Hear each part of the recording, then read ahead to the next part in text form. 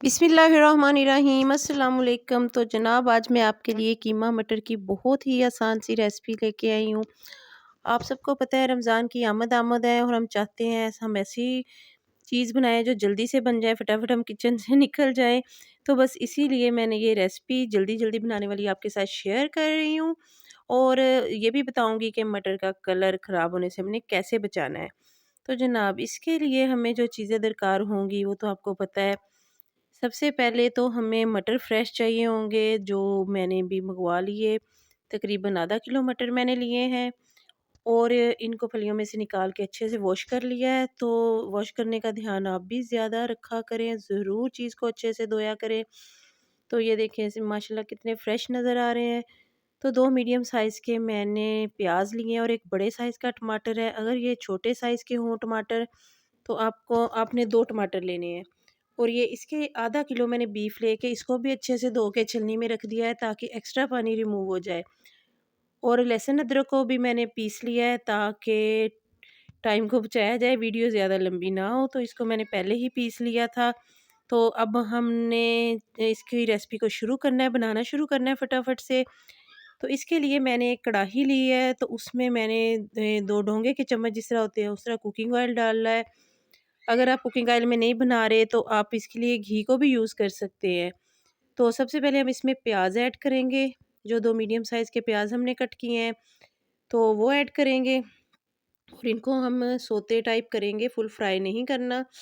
तो इसको जैसे हल्की सी ये नरम पड़ जाते हैं प्याज, क्योंकि ब्राउन ही नहीं करना हमने। तो जब ये ऐसे हो जाए तो हमने इसमें साबुत गरम मसाले ऐड करने हैं। तो मैंने लिया लौंग, दालचीनी, काली मिर्चें, तो जनाब ये मैंने इसमें ऐड कर दी हैं। तो इसको 1 से 2 मिनट भूनेंगे, फिर धुला हुआ हम जो मैंने बीफ का कीमा लिया है वो डाल देंगे और इसको 4 से 5 मिनट अच्छे से भूनेंगे जब तक इसका कलर ना चेंज हो जाए।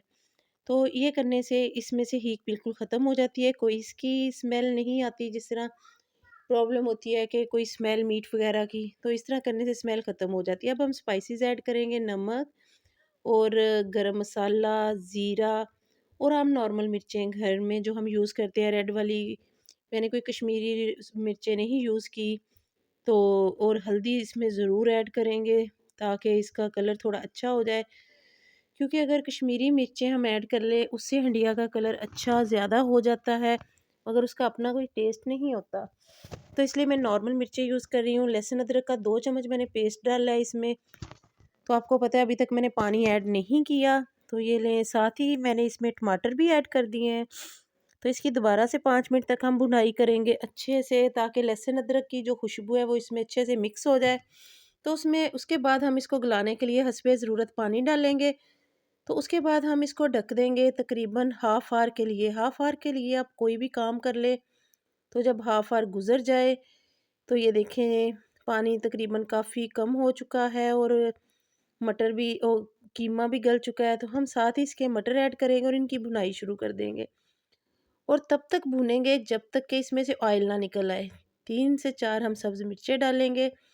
तो यही देखें जी, इसका कलर चेंज अभी तक नहीं हुआ, मगर इसके कलर को बरकरार रखने के लिए मैंने ये 2 से 3 चम्मच फ्रेश मलाई दूध की उतार के डाली है।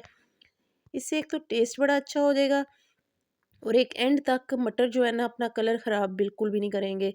तो इतनी बुनाई हमने करनी है कि ये ऑयल सेपरेट हो जाए। तो उसके बाद हमने पानी डालना है तकरीबन 1 गिलास, ताकि ये मटर अच्छे से गल जाए। इतना सा पानी हमने डालना है क्योंकि कीमा तो पहले से ही गल चुका है। ऊपर मैंने गरम मसाला थोड़ा-सा पीस के और डाल दिया खुशबू के लिए। तो इसको ढक दिया है मैंने 10 मिनट के लिए। 10 मिनट में म पानी भी तकरीबन ड्राई हो गया और मटर भी बिल्कुल ठीक गल चुके हैं। तो इसको बस दोबारा से हम इतनी बुनाई करेंगे कि ये ऑयल सेपरेट हो जाए।